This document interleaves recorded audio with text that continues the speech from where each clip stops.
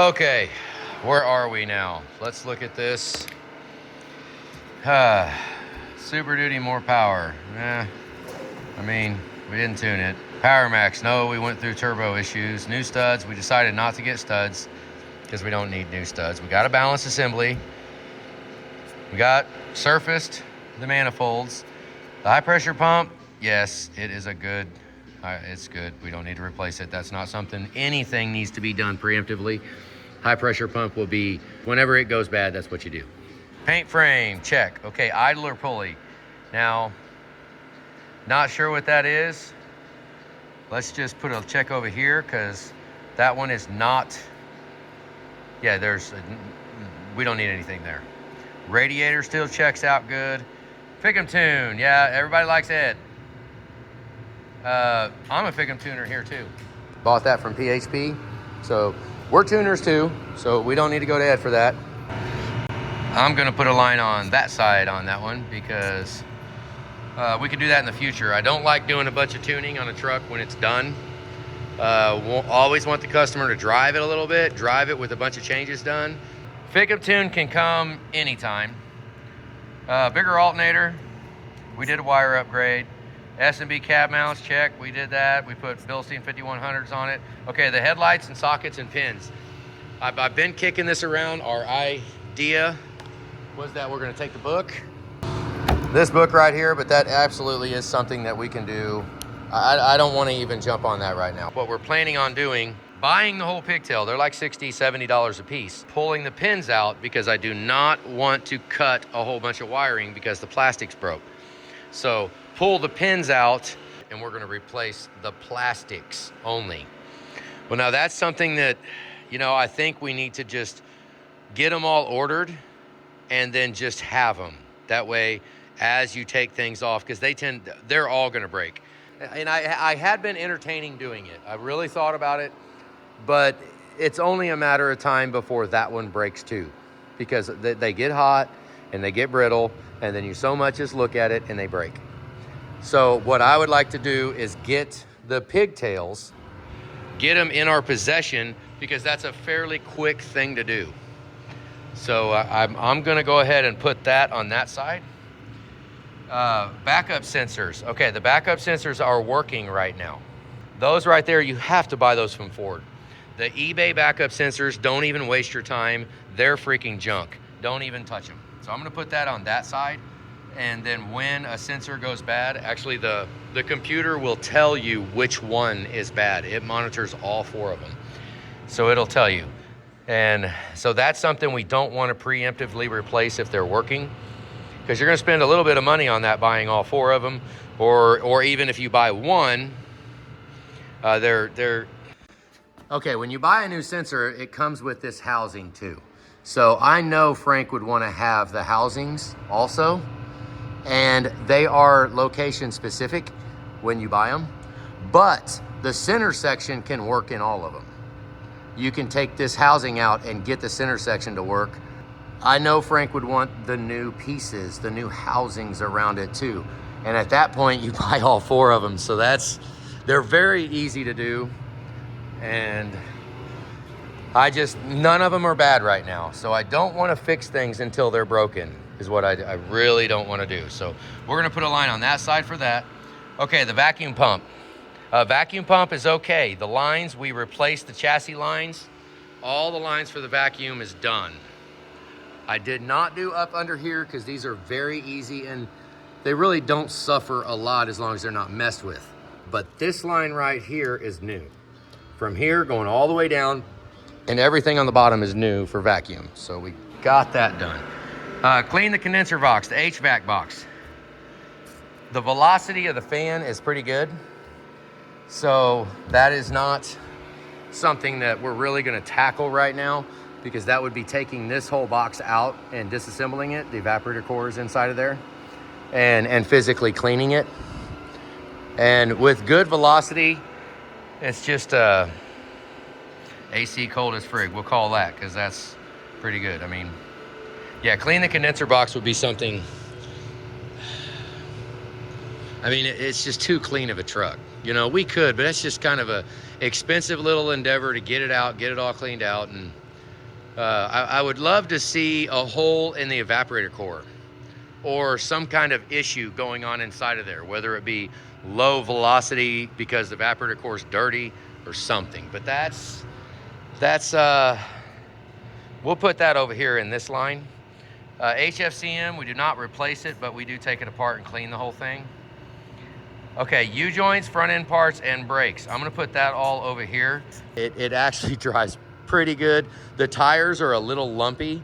We might need to double check some balance on the tires. I'd like to not garble it up by taking it all apart and doing brakes because we don't have an issue. Not right now. We did do the dash, we only replaced the one dash light because history has shown if I go in there and I get all, it turns into that fix it till it's broke thing. I have replaced all the bulbs in the dash before, put it all in there, and then one of those new ones don't work. Those sockets only have so many ins and outs before they don't work. So we got all the lights are on right now. And if something comes up in the future that causes us to have to do it, that's a circuit board medics thing. And Julie said they weren't offering them for a long time. They weren't offering them the LED upgrade. It's like 150 bucks or something like that. Yes, everybody needs to do that. Send it off and get LEDs inside of in your dash. They'll never go bad. Okay, dash lens. Now I saw that. There are a couple of little scratches on it. I don't know where I would even, Ford might do one. They might sell it. Dash vents, I get the dash vents too. I'm gonna put a line over there on that side for the dash vents because sometimes they get sticky or they get loose and they'll fall down and they won't like stay in the position that you have. So I understand the dash vents. Okay, I'm gonna put a line on that side with that. Let's just say that, okay. Steering damper, we did do that. And the clunk in the front driver will let go. I put 500 miles on it, but not a lot of city driving. I didn't really want to go much stop and go driving. Some, obviously getting on the highway and back and forth, but I have not heard the clunk in the driver wheel let go. I've not heard that. We put a dampener on it.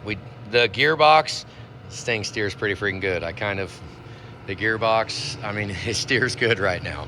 And quite frankly, when we do a gearbox anymore nowadays, redhead and blue top can both kiss it. They're extremely overpriced for what they are, and it ain't no freaking, I put lately in here, we've been putting a whole bunch of O'Reilly's gearboxes on. I'm telling you what, they're just as freaking good. It's not 3 times better in cost. We'll just say that. So, the gearbox, make that thing old, make it bad. Puck system for BMW. He's got a setup for that. He's going with the turnover ball style. Switch to red coolant, we did it. Okay, fuel tank screens. I'm gonna put a line over here on fuel tank and clean the fuel tank because we absolutely can. I'm just afraid that the expenditure that we're gonna spend dropping the tank on a tank that actually is pretty clean. This whole truck is pretty clean. Now I guess Frank, if you lean on me a little harder, we could, but it'd have to be another trip. We could go ahead and drop the tank, but I really feel like the pickup tube, I know he was worried about the foot too, because they break all the time. Most of the time I feel these feet will break from bouncing really hard physically in the truck. Like, you got teenagers, you got, who knows, people bouncing all through the fields and doing all kinds of crap with them. Well, the foot on the bottom of the tank, actually, it touches the bottom of the tank. It actually collapses a little bit. So it's not like it falls off. I believe that as there's fuel in there and they're bouncing the whole truck up and down, it's a plastic tank. The top of the tank kind of expands up as the truck bounces up and then it goes down, and it just the fuel will physically bounce the tank and cause it to break. So right now I say, let's get a problem before addressing that. Oil pan, we did it. Drain plug was good. We got the vacuum hoses. Okay, third gear surge. That's something I never really mess with the solenoids or anything like that. That's something probably, a lot of people do them and I don't know. Maybe it will fix. Maybe it will, I don't know. Okay, that's outside of my area right there. I don't I'm not one to suggest that, because we put solenoids and stuff in there and transmission go out, and now we're like, I don't have enough information to verify that we need to put all these solenoids and stuff in, but they're a fairly easy fix. Okay, I did not add ground lines, but I added a power line for the alternator. So I'm gonna put a line over here and a line over there, because I didn't add grounds, but I added the extra line. We got the 6.4 transmission and the TFT sensor. We did that too, that's done. And the metal pipe, I know we was talking about the metal pipe. Especially with this being a late model, the metal pipe will go on. Yes, it absolutely will pop on. Now, this pipe will also break. I've seen this pipe break. I was actually drag racing Ed at our power rally, and Ed blew a hole in his boot. It will get a hole rubbed in it. It will have little holes in it, but this one absolutely will never come off. It might break somewhere, but it will not come off of there. No, almost never. I mean, I say will not, but it almost never will. So that one's kind of like a replacement item. It fits so good. It is made for the late model truck. It's lined up. You get the other one and they just don't quite line up straight. And then you've got a connection, a connection, a connection, and a connection on the bottom. So you take 2 connections and you make 4. These 2 connections are great. The other ones, we're looking at cack boot connections just like those. And those fall off quite often. They have been known to. So we put the plastic OEM one back on. I'll put a line over there. Okay, parking brake fix. I didn't even try the parking brake. That's another one of those. I mean, that, for us to do parking brake job, it pretty much bears the whole back axle. We'll wind up with the axle completely empty, because regular service brakes go on before the parking brake. So basically it's complete disassemble of the rear end. I mean, you're a couple $1,000s to get that all the way done with new parts, especially if you need brakes, which I don't know that we need back brakes, but pads, probably almost always, maybe, I mean, who knows. But the parking brake, I would put that for another trip, because it's kind of pretty involved. And I would love to, I just want to, yeah, we got, okay, the door pocket and the new panel.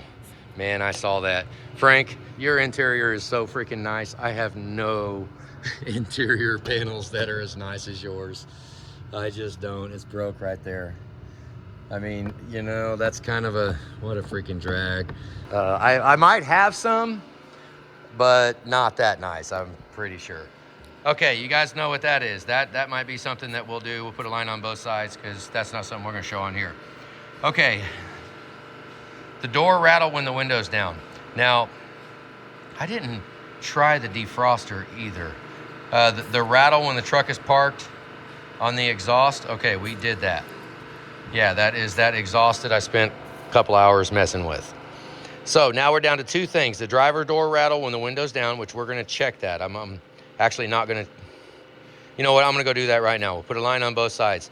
And the defroster when cold. I don't know what to say about that one. But we're gonna check right now. I'm gonna call it basically the last is this. He said the keypad was a little funky. It was acting up on him. So that is a time right now. We're gonna go ahead and take the door panel off right now. And I'm gonna look, because a lot of times there's a 10 millimeter right down here that the window track grows on, and it bolts through the inner door skin and it'll physically break. Let's see if it suffers from that. Right now, we're gonna take the panels off, but this is about, for right now, the last item.